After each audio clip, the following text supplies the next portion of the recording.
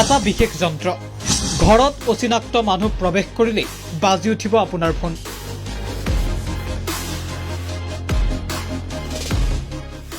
যন্ত্ৰৰ জৰিয়তে সুৰক্ষা দিব পাৰিব আপোনাৰ ঘৰখন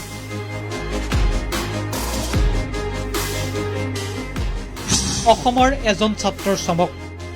দশম শ্ৰেণীত অবিনাশ ডেকা উদ্ভাৱন কৰিলে এই বিশেষ যন্ত্ৰ এতিয়া ভালদৰে চাওক এই যন্ত্ৰটো পেলনীয়া সামগ্ৰীৰে সাজি উলিওৱা হৈছে এই যন্ত্ৰটো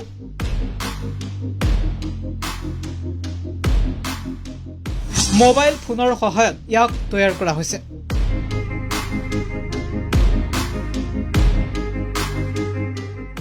এটা বিশেষ পোহৰে বেৰি ৰখা হয় ঘৰৰ চৌহদ যদি কোনো ব্যক্তিয়ে পোহৰৰ মাজেৰে পাৰ হ'বলৈ চেষ্টা কৰে বা পোহৰ স্পৰ্শ কৰে তেতিয়াই ফোন যাব গৰাকীলৈ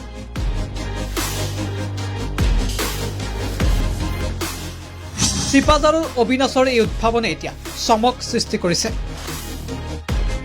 মই পোনপ্ৰথমে আপোনালোকক ধন্যবাদ জ্ঞাপন কৰিছোঁ আপোনালোকে মোক আগুৱাই যোৱাত যথেষ্ট সহায় কৰিছে মই বনোৱা যন্ত্ৰটো হৈছে এটা অতি সাধাৰণ আৰু আমাৰ ওচৰে পাজৰে কিছুমান পেলনীয়া সামগ্ৰীৰে বনাই তুলিছোঁ যেটো হৈছে আপোনালোকে যদিও ঘৰত নাথাকে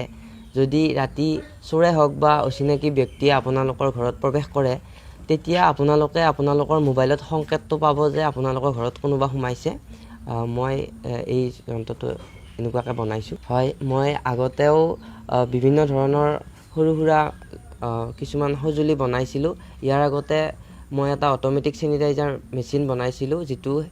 যিটো নেকি পেলনীয়া সামগ্ৰীৰে আছিল সেইটোতো মই যথেষ্ট সমাদৰ লাভ কৰিবলৈ সক্ষম হৈছোঁ হয় মই তাত যাবৰ বাবে মই এইটো কলিকতাত হ'ব আৰু মই তাত যাবৰ বাবেও যথেষ্ট প্ৰস্তুতি চলাই আছোঁ আৰু কিছুমান বস্তু বনাবৰ বাবে আগবাঢ়িছোঁ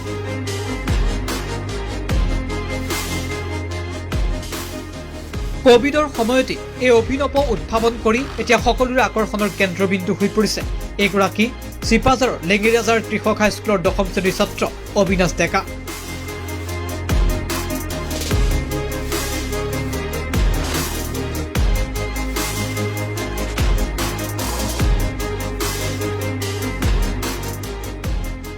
ব্যুৰো ৰিপৰ্ট টাইম 8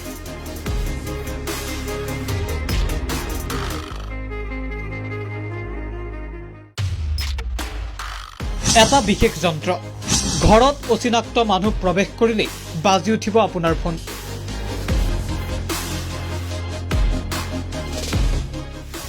যন্ত্ৰৰ জৰিয়তে সুৰক্ষা দিব পাৰিব আপোনাৰ ঘৰখন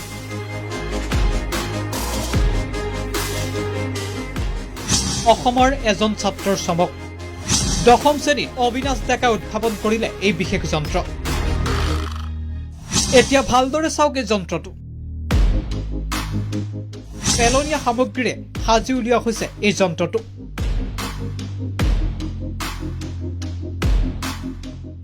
মোবাইল ফোনৰ সহায়ত ইয়াক তৈয়াৰ কৰা হৈছে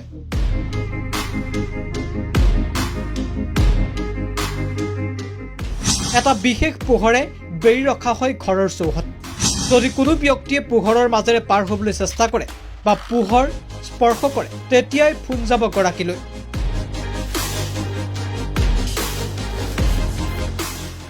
চিপাঝাৰৰ অবিনাশৰ এই উদ্ভাৱনে এতিয়া চমক সৃষ্টি কৰিছে মই পোনপ্ৰথমে আপোনালোকক ধন্যবাদ জ্ঞাপন কৰিছোঁ আপোনালোকে মোক আগুৱাই যোৱাত যথেষ্ট সহায় কৰিছে মই বনোৱা যন্ত্ৰটো হৈছে এটা অতি সাধাৰণ আৰু আমাৰ ওচৰে পাজৰে কিছুমান পেলনীয়া সামগ্ৰীৰে বনাই তুলিছোঁ যেটো হৈছে আপোনালোকে যদিও ঘৰত নাথাকে যদি ৰাতি চোৰে হওক বা অচিনাকি ব্যক্তিয়ে আপোনালোকৰ ঘৰত প্ৰৱেশ কৰে তেতিয়া আপোনালোকে আপোনালোকৰ মোবাইলত সংকেতটো পাব যে আপোনালোকৰ ঘৰত কোনোবা সোমাইছে মই এই যন্ত্ৰটো এনেকুৱাকৈ বনাইছোঁ হয় মই আগতেও বিভিন্ন ধৰণৰ সৰু সুৰা কিছুমান সঁজুলি বনাইছিলোঁ ইয়াৰ আগতে মই এটা অটোমেটিক চেনিটাইজাৰ মেচিন বনাইছিলোঁ যিটো নেকি পেলনীয়া সামগ্ৰীৰে আছিল সেইটোতো মই যথেষ্ট সমাদৰ লাভ কৰিবলৈ সক্ষম হৈছোঁ হয় মই তাত যাবৰ বাবে মই এইটো কলিকতাত হ'ব আৰু মই তাত যাবৰ বাবেও যথেষ্ট প্ৰস্তুতি চলাই আছোঁ আৰু কিছুমান বস্তু বনাবৰ বাবে আগবাঢ়িছোঁ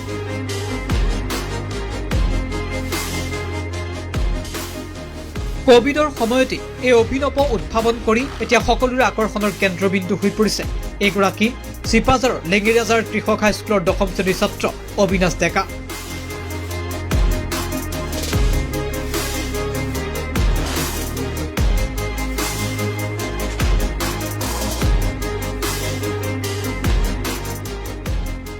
ব্যুৰো ৰিপৰ্ট টাইম 8।